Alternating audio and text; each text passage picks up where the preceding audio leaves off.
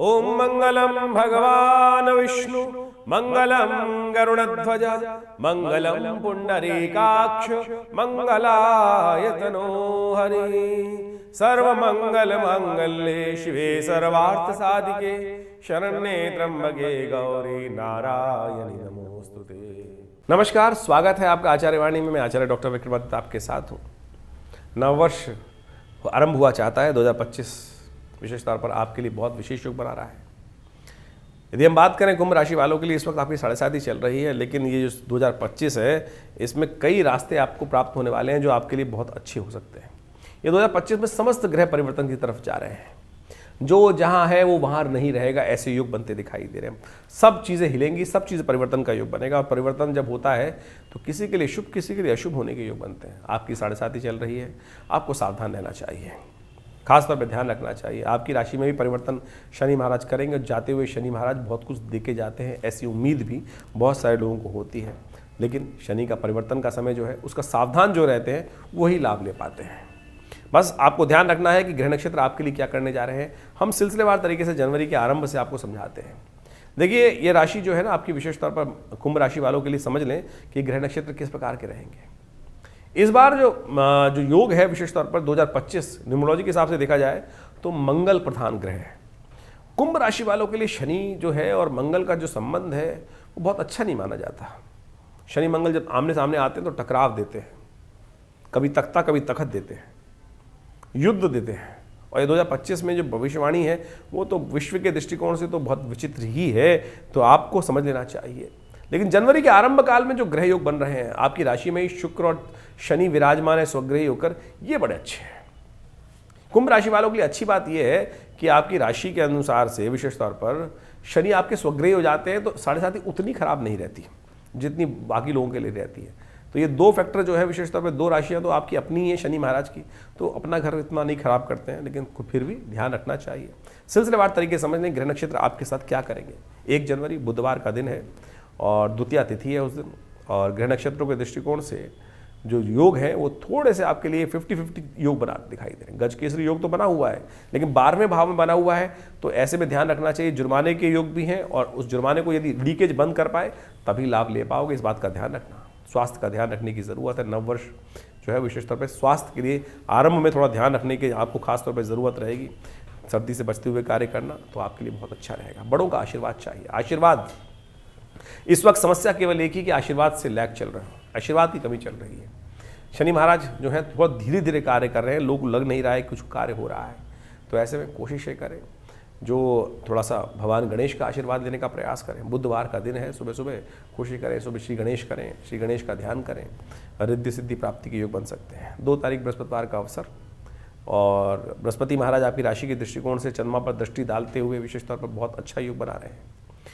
जो ग्रह योग दिखा रहे हैं वो विशेष तौर पर आपके लिए खास तौर पर कहीं ना कहीं से कुछ ना कुछ रास्ता अवश्य बना सकते हैं बुद्धि के द्वारा। आप बस थोड़ी जड़ता त्यागने का प्रयास करें, आशीर्वाद देने का प्रयास करें। जैसा हमने अभी आपको समझाया था, बृहस्पतिवार का दिवस है, थोड़ा केले का पूजन कर लें, गुरुजन का आशीर्वाद लेने का प्रयास करें, थोड़ा सा उनके साथ सानिध्य लेने का प्रयास कीजिए।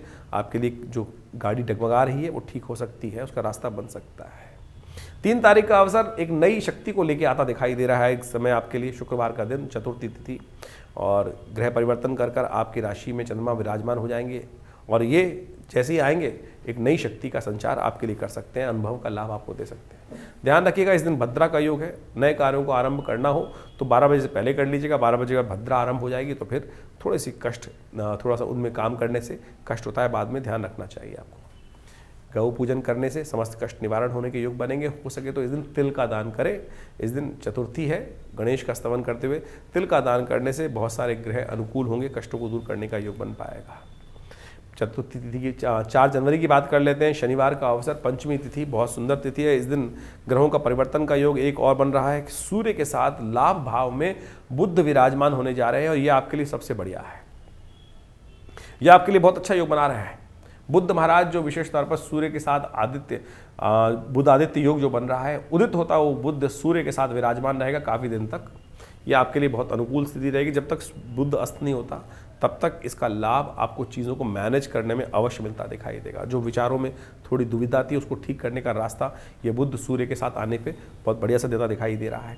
शनिवार का अवसर है और शनि की 7.5 चल रही है। कोशिश ये करें इसको ठीक करने के लिए भगवान कृष्ण का पूजन जरूर करें, क्योंकि पौष मास की शुक्ल पक्षी पंचमी का संबंध भगवान के साथ बहुत बढ़िया माना जाता है। वृंदावन क्षेत्र में इस दिन 56 भोग का जो है बनाकर भगवान को अर्पित किए जाते हैं। और शनि का संबंध तो विशेष तौर पर भगवान के साथ, कृष्ण के साथ बहुत बढ़िया है। कहा जाता है शनि महाराज एक बार बड़े जीवन में कष्ट हो गया से परेशान चल रहे थे, रुदन करते हुए भगवान कृष्ण के समक्ष उपस्थित होते हैं कि हमको कोई स्थान नहीं देता, तो भगवान ने स्वयं अपने ब्रजमंडल में उनको स्थान दिया है, कोकिला वन में। तो इसलिए इस दिन भगवान पर मोर पंख अर्पित करें, हो सके तो विशेष तौर पर भगवान के ओम नमो भगवते वासुदेवाय का जप करें, 56 भोग लगाएं भगवान को। देखिए सुंदर रास्ता प्राप्त होगा, कष्ट निवारण करने का योग बनेगा। भगवान कृष्ण की कृपा से, भगवान विष्णु की कृपा से समस्त कष्ट शनि में ही अनुकूल हो सकते हैं आपके लिए। 5 तारीख का अवसर रविवार है, उस दिन षष्ठी तिथि विद्यमान है। ग्रह परिवर्तन का योग बना रहे हैं। राहु के साथ चंद्रमा का विराजमान होने का योग बनेगा दोपहर के टाइम पर, और ये योग कहीं ना कहीं आपको भ्रमित करने का प्रयास कर सकता है। भ्रमित करने का प्रयास इससे कर सकता है क्योंकि शनि महाराज लग्न में चल रहे हैं शुक्र के साथ विराजमान होकर। आप कहीं ना कहीं अपने बड़ों की उपेक्षा कर सकते हैं और उस उपेक्षा के कारण से कष्ट में फंस सकते हैं। तो ध्यान रखना है, उपेक्षा नहीं करनी है, आशीर्वाद लेने का प्रयास करना है। इस बात का ध्यान रखते हुए कार्य करना है। इसके लिए मन में सरलता का उदय करने का प्रयास करें, धर्म का सानिध्य लेने का प्रयास करें, पुण्यों को जगाने का प्रयास करें, वो आपके लिए बहुत ज़रूरी है। और इसी चीज़ को हमने देखते हुए आश्रम पर एक बड़ा यज्ञ रखा है इस दिन, दुर्गा यज्ञ। रविवार का अवसर है और 2025 का पहला रविवार है। आश्रम पर जो सामूहिक यज्ञ रविवार को होता है उसमें सब लोग भाग ले सकते हैं। उस दिन हम देवी सूक्त का पाठ यहाँ करेंगे। या देवी सर्वभूतेषु बुद्धि रूपेण संस्थिता नमस्तस्यै नमस्तस्यै नमस्तस्यै नमो नमः, इस प्रकार से समस्त भगवती के जो मंत्र हैं उनका यज्ञ किया जाएगा। और सरलता, समर्पण भाव से सब भगवती को समर्पित करने का प्रयास करेंगे। क्या होता है समर्पित करने से? भगवती कहा जाता है मत्समापात की नास्ति पावग्नि त्वत्समानम् एवं ज्ञात्वा महादेवीं यथा योग्यम तथा कुरु। कि भगवती मैं तो मूढ़ हूँ, पता नहीं क्या क्या मांगता हूँ, लेकिन आप मेरे लिए जो योग्य, यथा योग्यम तथा कुरु, इस भाव समर्पित करते हुए कार्य करने का हमें प्रयास करना चाहिए। हमारे आश्रम पर नित्य 8 घंटे यज्ञ होता है आज भी, और रविवार को हम सब सामूहिक यज्ञ करने की व्यवस्था करते हैं। तो इस बार दुर्गा यज्ञ विशेष तौर पर रहेगा। और इन दिनों आपकी राशि के दृष्टिकोण से जो ग्रह चल रहे हैं, भगवती का सानिध्य लेना सबसे परम आवश्यक है। 7:30 चली रही है, ध्यान रखें। तो इसलिए विशेष तौर पर इस बात का ध्यान रखते हुए कार्य करोगे तो बहुत अच्छा रहेगा। यदि आप स्वयं भाग लेना चाहते हैं तो 8 बजे से लेकर 10 बजे तक, 10:30 तक ये कार्यक्रम चलेगा। दिल्ली में जमुना पार में विवेकानंद योगाश्रम लक्ष्मी नगर में क्षेत्र में स्थित है, आप आ सकते हैं। और कहीं बहुत दूर हैं तो अपना स्थान आरक्षित करा लीजिए, फ़ोन नंबर्स पे संपर्क साध लीजिए, वो आपके लिए बढ़िया रहेगा, योग बनता रहे दिखाई देगा। 6 तारीख 6 जनवरी सोमवार का अवसर सप्तमी तिथि विद्यमान है। और ग्रह नक्षत्रों के दृष्टिकोण से आपके ग्रह योग जो बन रहे हैं वो कहीं ना कहीं आपके लिए जो योग बना रहे हैं वो अच्छे ही है। लाभ के योग प्रशस्त करते दिखाई दे रहे हैं। ऐसे में थोड़ा सा आपने भगवान शंकर का स्तवन करें तो उस दिन आपके बहुत बढ़िया योग बन सकते हैं। चंद्रमौली भगवान शंकर का अभिषेक करने से, सफ़ेद चीज़ों का दान करने से आपके लिए भाग्य से रास्ता बनने के रास्ते बहुत सुंदर हो सकते हैं। 7 तारीख का अवसर विशेष तौर पर आपकी राशि के दृष्टिकोण से यदि हम बात करें तो बहुत विशेष रहता दिखाई दे रहा है। उस दिन मंगलवार है, अष्टमी तिथि विद्यमान है, और ऐसे में ये मंगल जो का योग जो बन रहा है बहुत विशेष ध्यान रखता है आपके लिए। इस दिन मंगल परिवर्तन कर आपकी राशि के दृष्टिकोण से जहाँ जा रहे हैं पराक्रम वाले भाव में चंद्रमा का विराजमान होने का योग जो बन रहा है शाम को, ये आपके लिए बहुत अच्छा रहेगा। यह आपकी चीज़ों में थोड़ी शक्ति प्राप्त करने के योग बना सकता है। लेकिन समस्या ये है कि चंद्रमा जिस मंगल की राशि में जा रहे हैं वो मंगल बड़े कमज़ोर अवस्था में बैठे हुए हैं, और मंगल को ताकत जब तक नहीं मिलेगी तब तक पुरुषार्थ बनेगा नहीं आपके लिए। 7:30 चल रही है, पुरुषार्थ की हिम्मत नहीं है, क्योंकि इस वर्ष लगातार बहुत वर्षों बाद ऐसा योग बना है कि मंगल जो है काफ़ी लंबे समय तक कर्क राशि में चल रहे हैं, छठे जो आपकी छठे भाव में चल रहे हैं, और वो सबसे कमज़ोर अवस्था में चल रहे हैं, पुरुषार्थ नहीं करने दे रहे हैं। तो इस दिन हमने विशेष तौर पर सोचा कि हनुमान जी की कृपा प्राप्त करने के लिए, मंगल को जन्मे मंगल ही करते हैं, मंगलमय भगवान हनुमान जी जो है ना समस्त कष्टों को दूर करने वाले हैं, इसलिए हनुमान जी का सानिध्य लेने का प्रयास करना चाहिए। और इस कलिकाल में जिसने भी हनुमान जी का सानिध्य लिया, या पहले जिन्होंने भी हनुमान जी कृपा जिस पर हो गई, वो भगवान की कृपा अवश्य उसका रास्ता बन जाता है। तुलसी बाबा का नाम सुना होगा आपने। तुलसी बाबा पर कृपा भगवान हनुमान जी की ही हुई थी, और एक अनायास कर्म से हुई थी। बहुत सारे लोगों को कथा मालूम होगी, लेकिन बहुत सारे लोग अनभिज्ञ भी होंगे इस कथा से, या सुनी होगी तो भूल गए होंगे।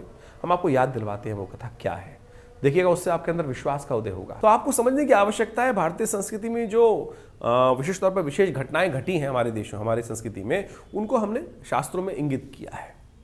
तुलसी बाबा के संबंध में जिनको साक्षात भगवान के दर्शन हुए, उस कथा का विवरण यदि आप पढ़ लें तो समझ में आएगा कि आपको विशेष तौर पर कष्ट से निवारण का रास्ता प्राप्त होगा।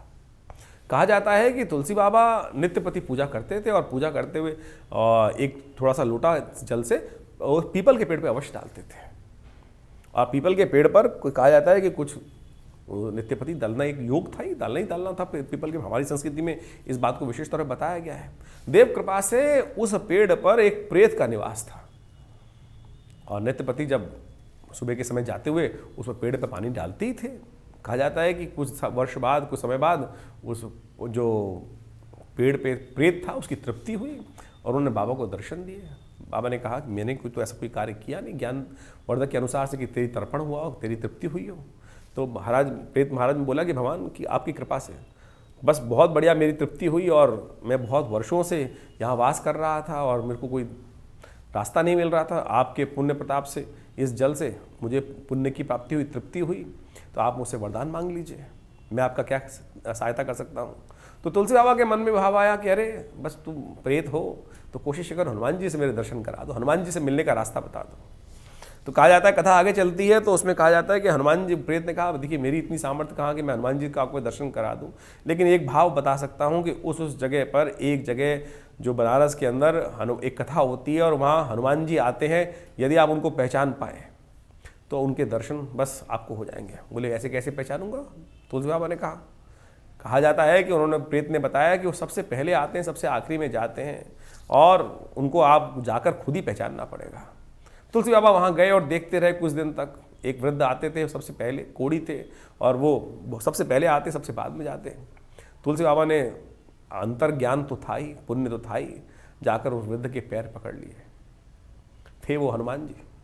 कथा को लंबा ना करते हुए बताऊं कि हनुमान जी के जब चरण छोड़े नहीं सब कुछ, तो बाद में हनुमान जी को अपना प्रत्यक्ष रूप दिखाना ही पड़ा। आपकी श्रद्धा की आवश्यकता है, आपकी श्रद्धा की आवश्यकता है, विश्वास की आवश्यकता है। हमारा विश्वास ही नहीं जागता है। और कहा जाता है कि बस उनको जब चरण पकड़े तो भगवान, तुलसी बाबा ने एक ही बात कही कि मुझे भगवान के दर्शन करने हैं। तो वो उनकी कृपा से ही उस चित्रकूट के घाट पर जब वो लेके गए और दर्शन भी ऐसा कराया कि एक बार उनको लगाया कि विशेष तौर पर, अभी तो आए थे दर्शन करने के लिए, कुछ कथा को मैं लंबा नहीं कर रहा हूं लेकिन विश्वास जगाने की कोशिश कर रहा हूं, आपको समझे कि ये भाव का खेल है कि भगवान आए और उनको पहचान नहीं पाए। तो भगवान जी आके बोलते हैं अरे अभी तो आए थे, अभी तो आए थे, जिनको दर्शन नहीं किया तूने। तो कहा जाता है दोबारा फिर भगवान की कृपा से, साक्षात हनुमान जी की कृपा से, गुरुदेव की कृपा से हनुमान तुलसी बाबा को साक्षात भगवान के दर्शन हुए। और कहा जाता है कि एक बार विशेष तौर पर, और काल घटनाएं समझती हैं, एक विशेष तौर पर तुलसी बाबा ने जब रामायण लिख रहे थे तो हर चीज भगवान के समक्ष रखते थे।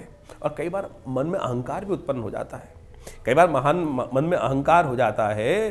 कहा जाता है कि जब अब उन्होंने एक रामायण में एक सूक्ति लिखी और उसको लिखकर जा रहे थे आगे, और रास्ते में जाते हुए उसी जो जब हम कुछ लिखते हैं, क्रिएटिव करते हैं, तो क्या होता है कि हम 24 घंटे उसी विचार में मनोमस्तिष्क को लगाए रहते हैं, उसी विचार को मन में लगाए रहते हैं। कहा जाता है कि तुलसी बाबा ने उस दिन वो एक पद्य लिखा था। तो तुलसी बाबा ने पद्य लिखा था, सिया राम में सब जग जानी, करहूं प्रणाम जो रिजुग पानी। सिया राम में सब जग जानी, वही मंत्र, वही भाव रखा। अरे क्या लिखा गया, सब कुछ है भगवान की कृपा से। तो लेकिन कहा जाता है कि इसी भाव में लाल लंगोटी पहनते थे। कथा बड़ी प्रसिद्ध है, लोगों ने शायद समझ नहीं आओ, बहुत बात सुनी भी होगी। तो जा रहे थे रास्ते में एक बालक आया छोटा। उस छोटे बालक ने कहा अरे बाबा आगे मत जाओ, आगे मत जाओ, आगे दो सांड लड़ रहे हैं। अब तुलसी बाबा ने वो भाव लिखा था, सिया राम में सब जग जानी, करहूं प्रणाम जो रिजुग पानी। यानी सिया राम में, इस संसार में सब कुछ सिया राम में है, तो काय को बोले इनसे काय डरना है। अब सामने दो सांड आपस में लड़ रहे थे और उन्होंने तो कहा करे नहीं ये भी भगवान सिया राम में है। अब सांड ने देखा कि लाल लंगोटी पहन के कोई आ रहा है, तो जो सुताई हुई, कहा जाता है कि जिस पास भाव हुआ तो वापस आए, बोले जब लगा गई चोट, वापस आए, बोले फाड़ने लगे, ये गलत लिखा मैंने, ऐसा नहीं, ये कुछ और लिखना है। कहा जाता है हनुमान जी स्वयं आके पकड़ लिए हाथ, बाबा के हाथ पकड़ लिए। हनुमान जी ने आकर अरे गलत नहीं लिखा तूने, ठीक लिखा। बोले कहाँ, ये जब सामने सिया राम में सब जग जानी। बोले बाबा, अरे बाबा सुनो, कि जब एक बालक ने आके तुम्हारे हाथ को पकड़ा था, कि कहा था, समझाया था कि आगे मत जाओ, तो उसमें तो तुमने सिया राम में नहीं जाना जग में, तो वो भी तो सिया राम में थे। भगवान ने आके समस्त तुम्हारे सामने उनको हाथ पकड़ के रोकने का प्रयास किया, तब तुमके मन में भाव नहीं उत्पन्न हुआ क्यों? क्योंकि वो भाव नेत्र जो है, हमारे जो विचार है, हम सही चीज को हर जगह देख नहीं पाते हैं। कारण तो यही है। तो ये समझें कि हमारे समर्पण की आवश्यकता है। तो हम इस भाव को हमें समझने का प्रयास करना चाहिए कि ये सब चीजें बिल्कुल शुद्ध रूप से हैं, बिल्कुल। तो अहंकार कई बार हो जाता है। जब तुलसी बाबा को भी अहंकार नहीं था, वो क्या था कि हम उस वास्तविक सत्य को नहीं समझ पाते हैं। बहुत सीधी सी कथा है। तो इस कथा के माध्यम से आप समझें कि समर्पण की आवश्यकता है। तो ग्रह नक्षत्रों के दृष्टिकोण से जो ग्रहों का योगायोग चल रहा है वो चलेगा, बिल्कुल चलता रहेगा। तो इसलिए कोशिश ये करें अपने जीवन में समर्पित भाव से। बड़ा सुंदर योग बन रहा है। अष्टमी तिथि का सुंदर योग है, साथ में मंगलवार पड़ रहा है और इस बार का वर्ष भी मंगल से आरंभ हुआ है। तो हमने इस मंगलवार पे विशेष तौर पर 7 तारीख को मंगलवार जो पड़ रहा है, आश्रम में सुंदर कांड का सुंदर पाठ रखा है। शाम के समय रहेगा, सर्दी है लेकिन भगवान की कृपा से सुंदर पाठ रहेगा। तो आप भी इसमें सम्मिलित हों। देखिए, मंगल का ग्रह का योग इस बार बिल्कुल ठीक नहीं चल रहा है। मंगल क्षीणस्थ अवस्था में है। जो ग्रह विशेष तौर पर अंतर्द्वंद उत्पन्न कर रहे हैं, शनि पर पूरी दृष्टि डाल रखी है, पुरुष में विश्व में कोलाहल होने के योग बना रखे हैं। और इस बार मंगल विशेष तौर पर अभी वक्री होंगे, चल रहे हैं, फिर मार्गी होंगे, फिर आगे चलेंगे और फिर पुनः वापस में दूसरी राशि पे जाकर फिर पुनः इसी वर्ष में कर्क राशि में वापस आ जाएंगे। तो मंगल को थोड़ी शक्ति, और ये संसार, ये समय जो है विशेष तौर पर मंगल प्रधान ही वर्ष है। तो मंगल की पॉजिटिव आवश्यकता है। नेगेटिव जो मंगल योग चला रखे हैं उसको पॉजिटिव करने के लिए कृपा चाहिए हनुमान जी की। तो हनुमान जी कृपा प्राप्त करने के लिए आप इसमें यज्ञ में अवश्य सम्मिलित हों। भगवान की कृपा से आप स्वयं भी घर बैठ के करें, नहीं टाइम, अगर टाइम है तो आश्रम पे भी आ जाइए। विवेकानंद योगाश्रम में ये कार्यक्रम रहेगा और प्रभु कृपा से सुंदर भगवान का भजन आनंद भाव से। सिद्ध तीर्थ है, मनोकामना सिद्धि मंदिर हनुमान जी का है, जिसमें पिछले सदगुरु आचार्य श्री कृष्ण देव जी के महाराज से हाथ से ये प्रतिष्ठित मूर्ति है। उनको सबसे पहली सिद्धि हनुमान जी की कृपा हुई थी। जब हनुमान जी का उनको एक महात्मा ने मंत्र दिया बाल्यकाल में और उन्होंने हनुमान जी की मूर्ति के समक्ष बैठकर सिद्धि प्राप्त करी, जो हनुमान जी कान में आके स्वयं वो जो भी पूछते थे बता देते थे। ये सुंदर स्थिति हनुमान चालीसा ही प्राप्त हुई है। उन्होंने अपनी जीवनी में स्वयं लिखा है, पिताश्री आचार्य श्री कृष्ण देव जी महाराज ने। तो आप समझें, तो हम तो इस कार्यक्रम को बताते ही रहते हैं आपको। तो अवश्य आप इसमें ज्वाइन कर सकते हैं और पूरी डिटेल्स फ़ोन नंबर्स पर लेकर आप अवश्य आइए। तो कुंभ राशि वालों, आपने देखा किस प्रकार से हनुमान जी की कृपा प्राप्त हो सकती है। और इस वक्त आपको आवश्यकता है मंगल को ताकत देने के लिए हनुमान जी कृपा के लिए। तो इन शास्त्र की कथाओं को आपको अवश्य स्थान देना चाहिए। ज्योतिष केवल नग बेचने का धंधा नहीं है, उनसे बाहर आइए। उन नगों से चमत्कार नहीं होगा। इसलिए पौराणिक कथाओं को अपने अवश्य स्थान दें। कुछ लोग हैं जिस संसार में जो महान ज्ञानवान हैं और इस संसार में हर जगह अपना ज्ञान बांटते फिरते हैं, और कई बार हमारे चैनल पर भी लिख देते हैं कि इन जो बातें हैं इनका कोई ज्योतिष के अंदर महत्व नहीं है। अरे ज्योतिष निकली कहाँ से है? वेद के अंतर्गत से निकली है ना। वेद का अंतिम भाग उपनिषद है, वेदांत है, उसके साथ साथ उनको समझाने के लिए पुराण लिखे गए हैं। तो ये सब इंटर रिलेटेड हैं, कहीं कोई बात कपोल कल्पित नहीं है। और जो सो कॉल्ड आज की तारीख में लोग हैं जिनके पेट में दर्द होता है, बहुत सारे लोग हैं कि जो आज सिर्फ ज्योतिष को अनेक प्रकार से कुछ ना कुछ बेचने का धंधा बना रखा है, उनसे हटिए, सत्य रूप में समझने का प्रयास करें। ये जो सार गर्भित बातें हैं इनको यदि समझेंगे, स्थान देंगे तो बहुत अच्छा रहेगा। 8 तारीख बुधवार का अवसर, 9वीं तिथि विद्यमान है। इस दिन ग्रह नक्षत्रों के दृष्टिकोण से आपके ग्रह अनुकूल अवस्था में जाते दिखाई दे रहे हैं और ये आपके लिए लाभ के रास्ते प्रशस्त करते दिखाई दे। पुरुषार्थ से, स्वार्थ से सिद्धि होने के योग दिखाई देते हैं। ये ग्रह दिखा रहे हैं कि आने वाले 3-4 दिन ऐसे हैं, यदि पुरुषार्थ से काम कर लोगे ना तो बिल्कुल गजकेसरी युग जो आगे बनकर तैयार हो रहा है, बृहस्पति के साथ चंद्रमा का संबंध होने जा रहा है, वो आपके लिए वारे न्यारे करने के रास्ते बना सकता है। जनवरी के आरंभ में ही आपको बहुत सारे ग्रह खराब चलते हुए भी लाभ के योग बना सकता है। रवि योग है इस दिन, ध्यान रखिएगा। नए कार्यों को आरंभ करने से बचना चाहिए इस दिन, विशेषतौर पर ये ध्यान रखते हुए कार्य करेंगे तो अच्छा रहेगा। बुधवार है इस दिन, तो कोशिश करें श्री गणेश का स्तवन करते हुए कार्य करें, अच्छा रहेगा आपके लिए। 9 तारीख बृहस्पतिवार का अवसर, 10वीं तिथि इस दिन विद्यमान है और ग्रह नक्षत्रों के दृष्टिकोण से ये समय है पुरुषार्थ से पूर्ण लाभ लेने का। लोग आएंगे, आपको अपने कामों में व्यस्त करने का प्रयास करेंगे, आपके टाइम को मिसयूटिलाइज करने का प्रयास करेंगे, हट जाएगा उससे। शाम के समय चंद्रमा परिवर्तन कर वृषभ राशि में जाएंगे, उच्च के हो जाएंगे, बृहस्पति के साथ चतुर्थ भाव में विराजमान हो जाएंगे और ये आपके लिए बड़ा शुभ योग बनेगा। सफलता भी देगा, लाभ भी देगा और कहीं ना कहीं आपकी मेहनत का फल भी आपको देने की योग बनाता दिखाई देगा। तो ऐसे में जरूर काम करें कि पुण्य कार्य अर्जित करने का प्रयास करें। पीली चीज़ों का दान करना आपके लिए अच्छा रहेगा। 10 तारीख का अवसर, शुक्रवार का दिन है, एकादशी।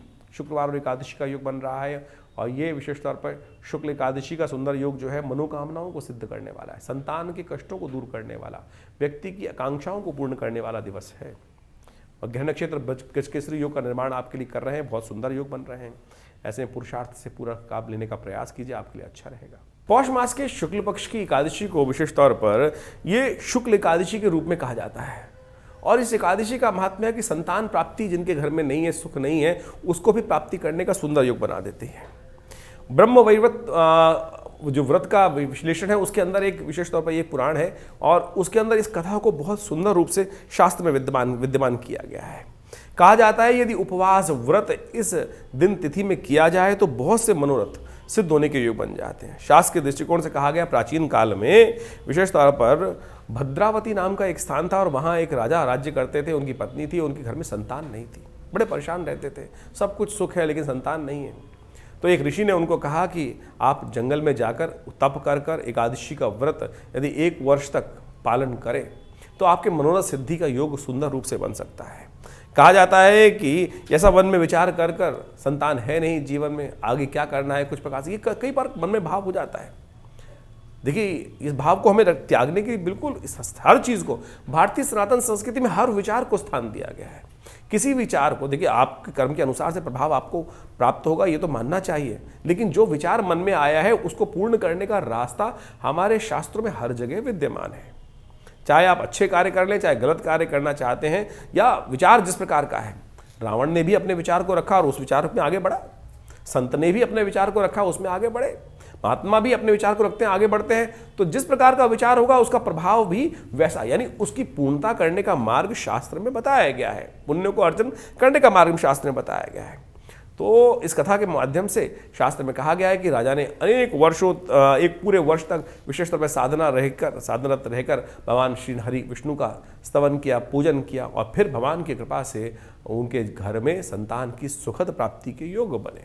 तो आप इस दिन अवश्य परमात्मा की कृपा से अवश्य अपने मन को तटस्थ रखते हुए उस दिन विचार करते हुए भगवान नारायण का अवश्य स्तवन करने का प्रयास करें।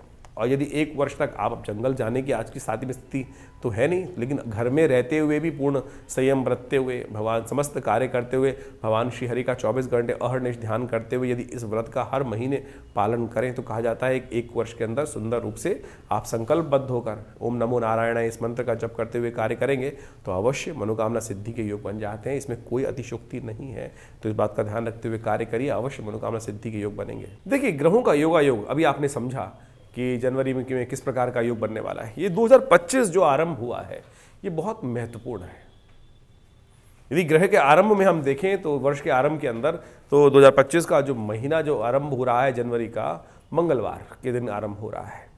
बहुत सारे लोग कहेंगे कि नहीं उस दिन तो बुधवार है। भैया देखिए रात को 12 बजे भारतीय संस्कृति में जब हमारे कैलेंडर के अनुसार से हम बात करेंगे तो वो दिन आरंभ होता है सूर्य उदय की तिथि के अनुसार से। तिथि भी वही तब मानी जाती है और दिन का आरंभ भी उस वक्त माना जाता है, लेकिन जो इंग्लिश कैलेंडर है वो रात को 12 बजे डेट बदल जाती है और उस समय मंगलवार का योग चल रहा होगा। और साथ साथ जो 9 नंबर 2025 का नंबर भी 9 आता है, तो ये दोनों मंगल के प्रतीक माने जाएंगे। और मंगल इस वर्ष विशेष तौर पर जो योगा योग बना रहा है वो बहुत उठापटक वाला बना रहा है। और 2025 के अंदर यदि ग्रहों के दृष्टिकोण से आप देखें तो शनि और उसके आरंभ में देखें शनि और शुक्र की युति जिस प्रकार से और उस पर मंगल की दृष्टि है, ये विश्व के अंदर कोलाहल उत्पन्न करने के योग देती है, अशांति को बढ़ाती है, तनाव को बढ़ाती है। और 2025 में कई प्रकार की और भी ग्रहों का योगा योग जो है, अब इंडिविजुअल आपकी राशि के दृष्टिकोण से तो आपने समझा, लेकिन जनरल तौर पे आपको ये समझ लेना चाहिए जो ग्रहों का योगा योग जो है 2025 के अंदर कई प्रकार की स्थिति तनावयुक्त विश्व को की तरफ ले जाने का प्रयास कर सकता है। ऐसे योग बन सकते हैं। जैसी एक महामारी अभी कुछ वर्ष पूर्व गई, वैसे ही कुछ ना कुछ और भी नए विस्फोटक योग इस वर्ष में दिखाई देते हैं जो विश्व में कहीं ना कहीं नई परेशानी को उत्पन्न करने की स्थिति उत्पन्न करेंगे। और साथ साथ तनाव का वातावरण जो है, जो युद्ध पिछले 2024 में चलता रहा जिस प्रकार से, उसमें और आग में घी डालने का काम बहुत सारे जगहों पे होने के योग दिखाई देते हैं और जिसके कारण से अशांति का वातावरण बन सकता है। इन ग्रहों के योगा योग के अनुसार से हमको समझ लेना चाहिए कि हमारे दृष्टिकोण से ग्रह किस प्रकार चल रहे हैं। देखिए समय हमेशा परिवर्तन की तरफ जाता है, समय हमेशा परिवर्तन के योग बनाता रहता है और इस परिवर्तन के दृष्टिकोण से हर व्यक्ति के ऊपर उसका अलग प्रभाव होता है। ऐसा नहीं है कि जब विश्व में कहीं ना कहीं कष्ट हो रहा होता है तो सभी परेशान होते हैं, कहीं ना कहीं किसी का भाग्य भी जागता है। बहुत सारे लोग भाग जागते हैं और बहुत सारे लोगों के लिए नुकसान के योग बनते हैं।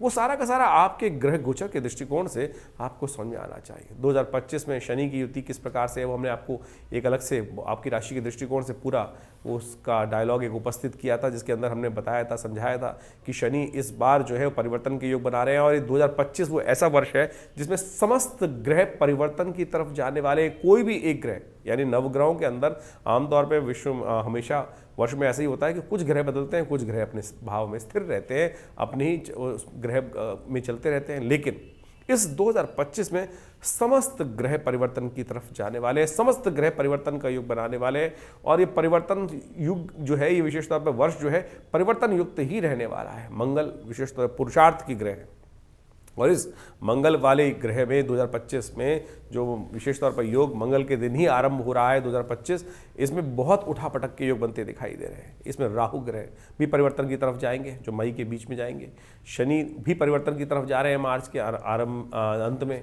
बृहस्पति भी परिवर्तन की तरफ जा रहे हैं और बृहस्पति तो एक नहीं इस बार जो है 3 राशि में परिवर्तन का योग बनाएंगे। पहले एक राशि में रहेंगे, फिर दूसरी में आएंगे, फिर वापस उसी राशि में आ जाएंगे और कई बार विभिन्न प्रकार के योग इस बार बनते दिखाई दे रहे हैं। तो आपको बिल्कुल सिलसिलेवार तरीके से इस ग्रहों के योग को समझते रहना पड़ेगा। बहुत तेज गति से चलने वाला है वर्ष। हमने एक जो आपके समक्ष एक आपकी राशि के अनुसार से एक जो वीडियो बनाया था उसके अंदर ये बताया था कि बृहस्पति कितनी तेज गति से इस बार विभिन्न राशियों को परिवर्तन करने का जो पूरा कालचक्र के अनुसार से बृहस्पति एक वर्ष में एक राशि को पार करते हैं।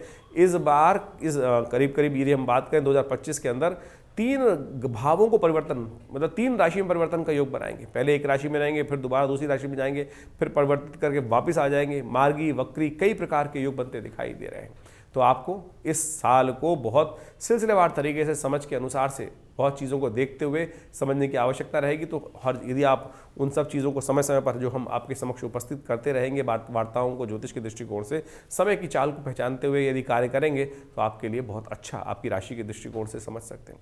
देखिए बहुत सारे लोग कई बार हमारे इस चैनल पर वीडियो देखने के बाद, हमारे इन कार्यक्रमों को देखने के बाद ये बोलते हैं कि संसार में तो करोड़ों लोगों की एक ही राशि होती है। जी हाँ, बिल्कुल करोड़ों लोगों की एक राशि होती है, लेकिन राशि के दृष्टिकोण से आप समझ सकते हैं। गोचर के दृष्टिकोण तो एक ही देखे जाएंगे। ज्योतिष के कई प्रकार से काल गणनाओं को समझा जाता है। एक तो आपकी जन्मपत्री के अनुसार से, एक विशेष तौर पर कालचक्र को समझते हुए राशि के दृष्टिकोण से भी तो गोचर का प्रभाव देखा जाता है और वो तो 12 ही है। तो उसके दृष्टिकोण से बहुत कुछ जाना जा सकता है, बहुत कुछ समझा जा सकता है। जैसे इसको ऐसा समझ लें, बहुत सारे लोग इस प्रकार के समझने का हम प्रयास कर सकते हैं। बारिश तो एक क्षेत्र में हो रही है, अब जिस प्रकार का जिसका घर है उस प्रकार का प्रभाव होगा। तो ये किसी के पास अच्छा मकान है, बढ़िया है, खूब बढ़िया तरह से सुंदर व्यवस्थाएं है, तो उसके लिए बारिश आनंददायक हो सकती है। लेकिन वही व्यक्ति जो झोपड़ी में बैठा है उसके लिए वही वर्षा जो है वो कष्टकारी योग बना सकती है। ये डिपेंड करता है कि आपकी ग्रह योग दिशा किस प्रकार की चल रही है, दशाएं किस प्रकार की चल रही हैं, अंतर दशाएं किस प्रकार की चल रही हैं और ग्रहों के योगायोग जन्म में आप जब पैदा हुए थे उस समय किस प्रकार के अपने पूर्व जन्म के अनुसार से कर्म के अनुसार से लिखवा के लाए हैं। इसीलिए जन्मपत्री को बहुत अच्छे से विश्लेषण करने की आवश्यकता होती है और हम समय समय पर आपके समक्ष जो ये ग्रह गोचर का प्रभाव उत्पन्न करते हैं उसको तो आप बिल्कुल प्रत्यक्ष रूप से समझ सकते हैं। कई बार एक प्रश्न और लोगों के मन में आता है और बहुत सारे लोग एक बात हम कौन सी राशि को माने। देखिए, राशियां विशेष तौर पर ज्योतिष के दृष्टिकोण से सबसे इंपॉर्टेंट जो मानी जाती है वो मानी जाती है आपकी चंद्र राशि।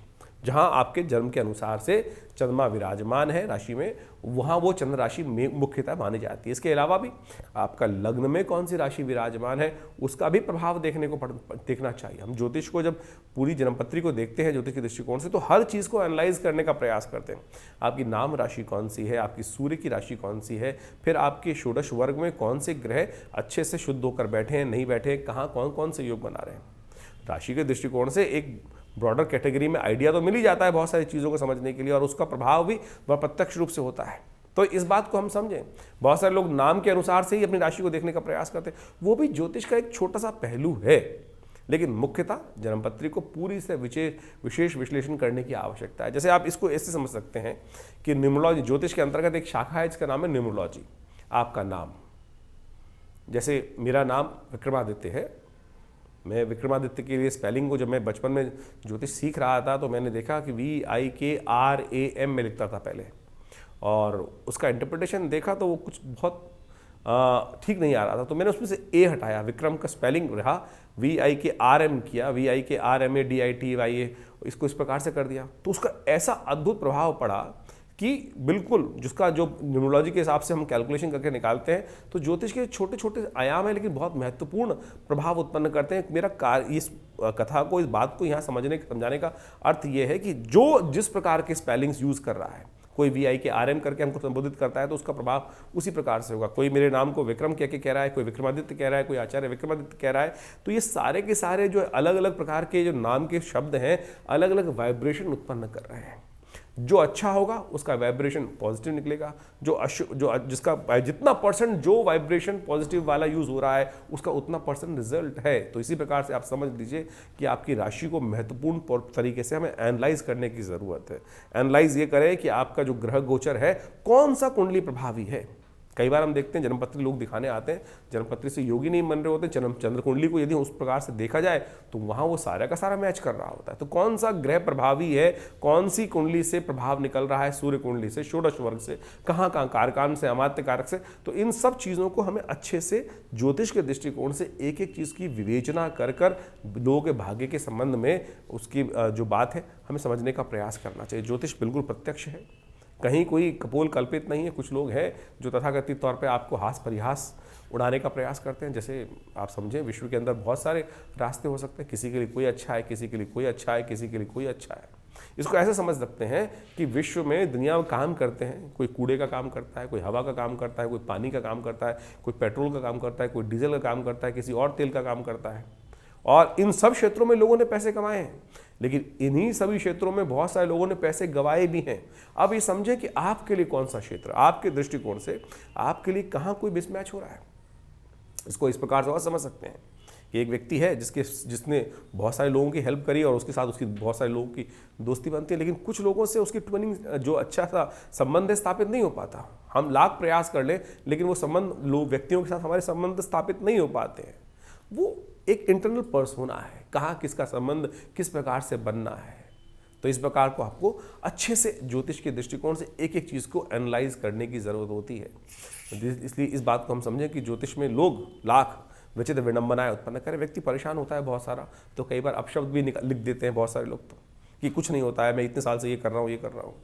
अब भैया कर्म के अनुसार से, भाग्य के अनुसार से कार्य करने की ज़रूरत है। बहुत सारे लोग छोटा सा काम करते हैं और उससे कहाँ से कहाँ पहुँच जाते हैं। उनके पूर्व जन्म का प्रारब्ध है जो उनके साथ चल रहा है, पुण्यों का अकाउंट है जो उनके साथ चल रहा है, वो हमें दिखाई नहीं देता है। तो इसलिए अपने इस शुभ जीवन में हम आपको ज्योतिष के दृष्टिकोण से बहुत सारी बातें बताते हैं। बहुत सारे लोग तो ये भी कहते हैं कि आप ज्योतिष में पंचांग बता रहे हैं या ज्योतिष बता रहे हैं। अरे भाई, ज्योतिष, वैदिक ज्योतिष को समझने का प्रयास करो। ज्योतिष के दृष्टिकोण से हम अनेक प्रकार के निदान की तरफ जाने का प्रयास करते हैं। जो पंचांग है वो भारतीय संस्कृति को सनातन पद्धति के अनुसार से हमारे पुराणों को साथ जोड़ के चलता है। ज्योतिष पुराणों से अलग हो ही नहीं सकती, वेद से अलग हो ही नहीं सकती है। वेद का अंतिम भाग वेदांत ही है और वो उपनिषद इत्यादि में इन सब चीजों में उन सब चीज की गणनाओं की वर्णन मिलता है। और ज्योतिष को वेद से अलग कैसे कह सकते हो? कई लोग तो कहते हैं कि ज्योतिष के दृष्टिकोण से आप कथा सुना रहे हैं या कुछ और कर रहे हैं। भाई मेरे समझो, ज्योतिष जो है वो वेद का ही अंग है। ज्योतिष वेद के, हमारे यहाँ ज्योतिष भारतीय सनातन संस्कृति के अंदर ऐसा नहीं है कि आंख का डॉक्टर अलग, कान का डॉक्टर अलग, मुख का डॉक्टर अलग और पेट का डॉक्टर अलग, साइकियाट्रिस्ट अलग। हमारे यहाँ विद्वान उसको कहा जाता है जो समस्त 6 शास्त्रों का ज्ञाता हो। वो व्याकरण हो गया, वैद्य हो गया, निरुक्त हो गया, इन सब चीज़ों को आप समझने की आवश्यकता है। तो केवल व्याकरण का आचार्य होकर लोग व्यक्ति यदि व्याख्या करेगा और ज्योतिष का उसको गणना है ही नहीं। हर चीज़ में थोड़ा थोड़ा अध्ययन होना चाहिए, चीज़ जिसके बाद आप एक शास्त्र को समझ सकते हैं। तो हमने प्रयास किया है अपने छोटे से ज्ञान के माध्यम से। बहुत बड़ा तो ज्ञान किसी के मेरे पास शायद नहीं हो सकता, लेकिन जितना मैंने अपने गुरु आचार्य श्री केशव देव जी के सानिध्य में रहकर हमने समझने का प्रयास किया, उसी के माध्यम से आपको थोड़ा बहुत समझाने का प्रयास करते हैं। आशा करते हैं उससे आपको लाभ मिल सकता है। लेकिन हम जो भी तरीके हैं बहुत सीधे तरीके से आपके समक्ष रखने का प्रयास करते हैं और बहुत सारी बातों को आपके समक्ष रखने का प्रयास करते हैं और उनको समझेंगे तो बहुत अच्छा रहेगा। दिल्ली में हमने विवेकानंद योगाश्रम ये संस्थान मेरे पिता आचार्य श्री केशव देव जी महाराज ने इसीलिए बनाया था कि हम इन सब चीज़ों को शोध कर कर संसार के समक्ष रख सकें। और उसी क्षेत्र में हमने कार्य करते हुए मुद्रा विज्ञान, यज्ञ विज्ञान, योग विज्ञान, आयुर्वेद, योग, भारतीय संस्कृति, प्राकृतिक चिकित्सा इत्यादि में समस्त पे कार्य कर रहे हैं हम। करीब करीब 50 से ऊपर पुस्तकें हमारे आश्रम की तरफ से, संस्थान की तरफ से प्रकाशित की गई और वो सब एक एक विषय में इतना ज़बरदस्त कार्य कर रही हैं, चाहे वो ध्यान योग हो, कुंडलनी योग हो और अनेक प्रकार के मार्ग हो। और हम समय समय पर पूरे विश्व में जगह जगह पे जाकर इन भारतीय संस्कृति को प्रचार प्रसार करने का भी कार्य करते ही रहते हैं। तो आप इस बात को सही से समझें और विभिन्न आश्रम में जो कार्यक्रम होते हैं उसमें भी आप सम्मिलित हो सकते हैं। उसके लिए जो आश्रम में कार्यक्रम चलते हैं उसका सागर जगह जगह हम आपको निमंत्रण इत्यादि देने का प्रयास भी करते रहते हैं। जिस प्रकार से अभी इस जनवरी के प्रारंभ के अंदर बहुत सारे कार्यक्रम होंगे, सुंदरकांड के कार्यक्रम रहेंगे, साथ साथ यज्ञ इत्यादि हर रविवार को सामूहिक तौर पर जो उसमें बैठते हैं उसका भी सादर निमंत्रण हम आपके साथ साझा करते रहते हैं और उसमें आप आकर स्वयं यज्ञ में भाग ले सकते हैं।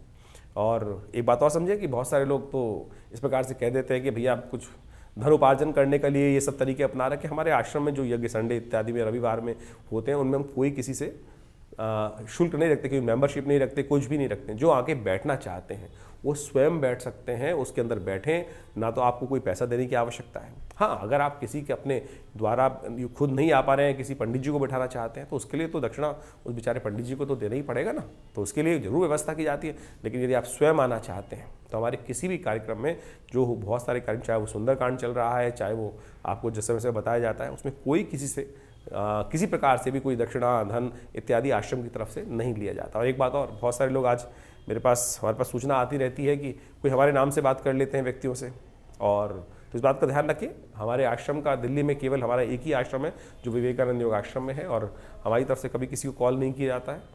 और कोई अगर कोई कह के हमारे नाम से आपसे बात कर रहा है तो इस बात से सावधान रहे कि हमारे पास कई प्रकार इस प्रकार की बहुत सारी सूचनाएँ आती हैं और हम उसमें देखिए हम प्रयास ही कर सकते हैं आपको अवगत कराने का। इसके अलावा तो आप खुद बुद्धिमान व्यक्ति हैं, खुद बुद्धिमान हैं, तो इसलिए संसार में आज क्या क्या स्थिति चल रही है तो उसके लिए आपको खुद सतर्क रहना पड़ेगा। और ये संस्थान आपके लिए हमेशा साथ में काम करने के लिए बना है। दिल्ली में आप जब भी आएँ आप सादर आमंत्रित हैं विवेकानंद योगाश्रम में, जो हम समय समय पर कार्यक्रम रहते हैं उसका निमंत्रण भी हम आपके साथ साझा करते रहेंगे। धन्यवाद, नमस्कार।